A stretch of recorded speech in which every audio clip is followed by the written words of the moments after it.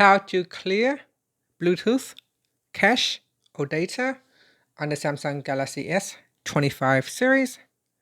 First, tap on the home button to return back to the home screen. And from the home screen, swipe down at the top to open up quick settings. In here, tap on the settings icon. Next, we go down and then tap on apps. After that, tap on this sort button, and then at the top here, tap on show system apps. After that, tap on OK. Now in here, you can scroll down and try to find Bluetooth. If the list is too long, you can also use the search function. Here it is. So it shows Bluetooth.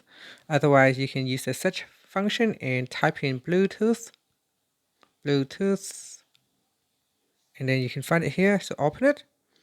Then we go down and tap on storage.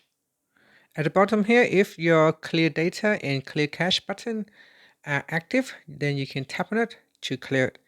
At the moment, it is being grayed out. There is nothing to clear. There are no data and no cache to be cleared. And that's it. Finally, you can tap on the home button to return back to the home screen. Thank you for watching this video. Please like and subscribe to my channel for more videos.